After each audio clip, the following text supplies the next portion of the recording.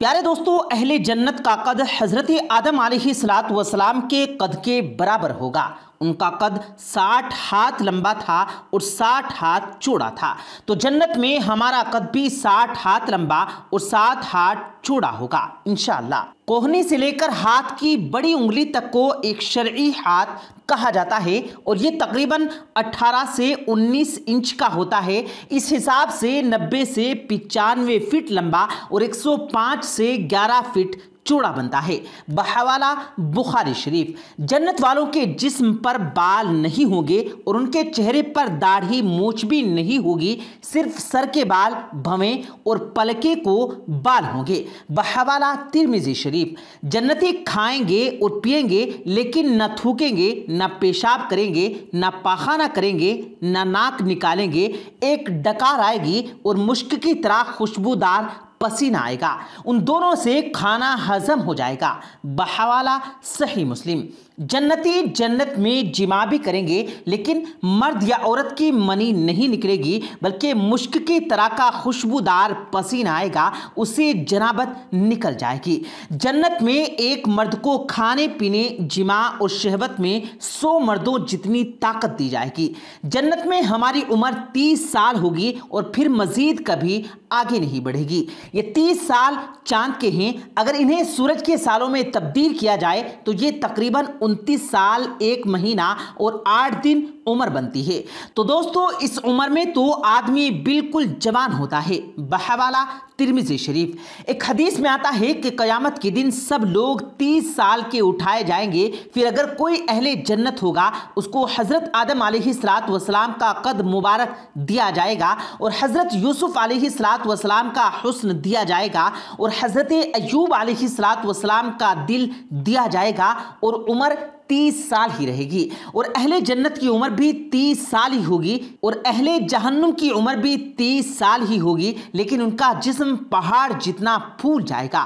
جنت کا ایک دن دنیا کے 1000 سال کے برابر ہوگا، اور جب جنت میں رات ہوگی تو اندھیرا نہیں ہوگا بلکہ پردے گرا دیے جائیں گے، جس سے جنتیوں کو پتہ چل جائے گا کہ اب رات ہو گئی ہے۔ جنت میں سورج نہیں ہوگا بلکہ عرش سے ایک نور نکلے گا جس سے جنت میں روشنی ہوگی۔ جنت میں نیند نہیں ہے، جنت میں تھکاوٹ بھی نہیں ہے۔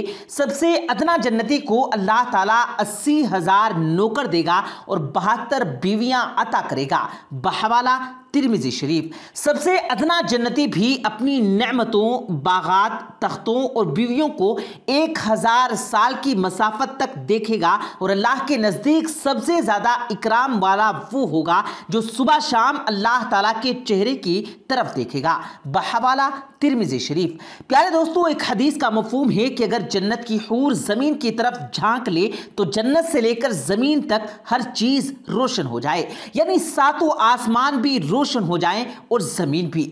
اللہ اکبر، سبحان اللہ۔ ایک حدیث میں آتا ہے کہ دنیا کی ایمان والی عورت اس جنت کی حور جس کا ہم نے ابھی ذکر کیا، اس حور سے 70,000 گنا زیادہ خوبصورت ہوگی۔ اللہ اکبر۔ حدیث میں آتا ہے کہ جنت کی لڑکی کے سر کے بال سر سے چلتے ہیں اور پاؤں کی ایڑی تک آتے ہیں، یعنی جنت کی لڑکی کا قد 90 فٹ ہے تو اس کے بال بھی 90 فٹ کے ہی ہوں گے۔ جنت کی حور جب اپنے شوہر کی طرف ایک قدم رکھتی ہے تو اسے ایک قدم میں 1,00,000 نخرہ اپنے شوہر کو دکھاتی ہے۔ اہل جنت گورے سفید رنگ والے ہوں گے، گھنگرالے بالوں والے ہوں گے اور سرمگی آنکھوں والے ہوں گے۔ پیارے دوستو، ہندوستان کے بادشاہوں میں سے ایک نصیر الدین بادشاہ بھی گزرا۔ وہ بہت ہی نیک اور سادہ دل انسان تھا، سرکاری خزانے سے اپنے لیے ایک پیسہ بھی نہیں لیتا تھا۔ گزار اوقات کے لیے اس نے خوش نویسی اختیار کی، کلام پاک اور دوسری کتابیں لکھ کر ان کی آمدنی سے اپنی اخراجات پورے کرتا تھا۔ ایک دفعہ کا ذکر ہے کہ کوئی امیر نصیر الدین بادشاہ سے ملنے آیا، آپ نے اسے اپنا ہاتھ سے لکھا ہوا کلام پاک دکھایا۔ رئیس اسے دیکھ کر خوش ہوا، پھر غور سے ملاحظہ کر کے بولا، اس میں کچھ غلطیاں ہیں، ان کو درست فرما لیجئے۔ رئیس کی نکالی ہوئی غلطیاں حقیقت میں غلطیاں نہیں تھی، پھر بھی نصیر الدین نے بالکل برا نہیں مانا بلکہ مسکرا کر اس کا بہت شکریہ ادا کیا۔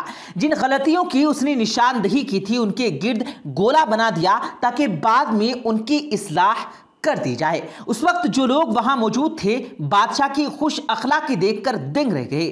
رئیس کے چلے جانے کے بعد بادشاہ نے سب حلقے کو مٹا دیا۔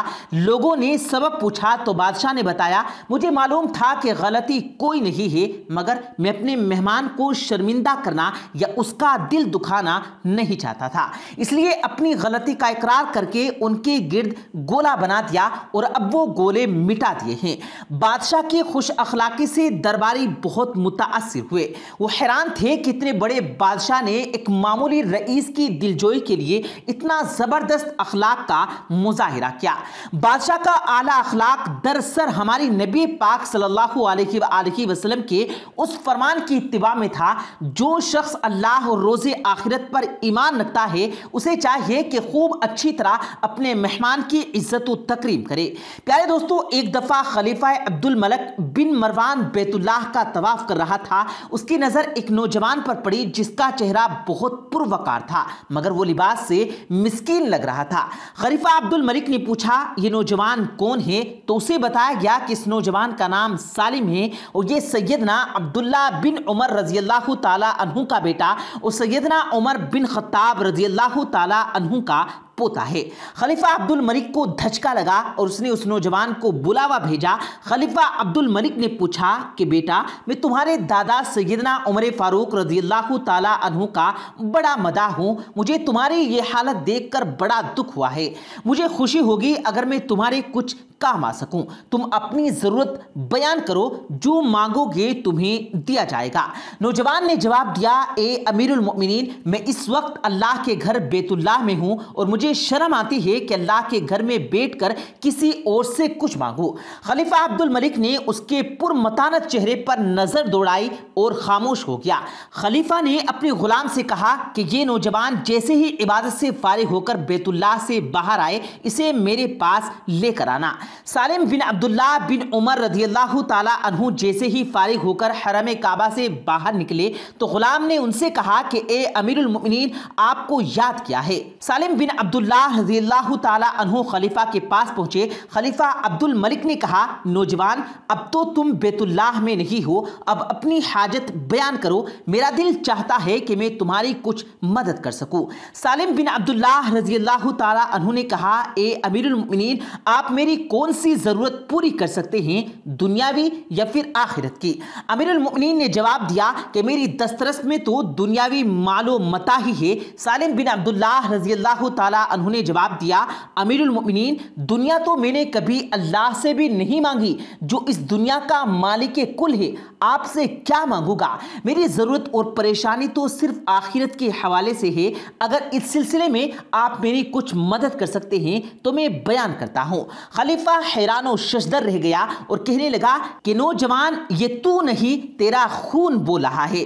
خلیفہ عبد الملک کو حیران و ششدر چھوڑ کر سالم عبداللہ رضی اللہ تعالیٰ عنہ وہاں سے نکلے اور حرم سے معلقہ گلی میں داخل ہوئے اور نظروں سے اوجھل ہو گئے۔ یوں ایک نوجوان حاکم وقت کو آخرت کی تیاری کا بہت اچھا سبق دے کر گیا۔ کیا آپ نے بھی آخرت کے بارے میں کچھ سوچا ہے دوستو؟ نہیں سوچا تو اللہ کے واسطے ابھی اسی لمحے سوچئے، کیا پتا اگلا لمحہ ہمارے نصیب میں ہو یا نہ ہو۔ اللہ تعالی ہمیں اپنے اور رسول کریم صلی اللہ علیہ وآلہ وسلم کے بتائے ہوئے طریقوں کے مطابق زندگی گزارنے کی توفیق عطا فرمائے، آمین ثم آمین۔ پیارے دوستو، کامنٹ باکس میں آمین لکھ کر آپ بھی ہماری دعا کا حصہ بن جائیے اور مزید ایسی ہی ویڈیوز پانے کے لیے ہمارے چینل کو سبسکرائب کرتے ہوئے ساتھ میں لگے بیل آئیکن پر ضرور کلک کیجیے گا تاکہ مزید اپلوڈ ہونے والی ویڈیوز کا نوٹیفیکیشن بر وقت آپ تک پہنچتا رہے۔ مجھے دیجیے گا اجازت، ملتے ہیں پھر ایک نئی ویڈیو کے ساتھ، تب تک کے لیے اللہ حافظ۔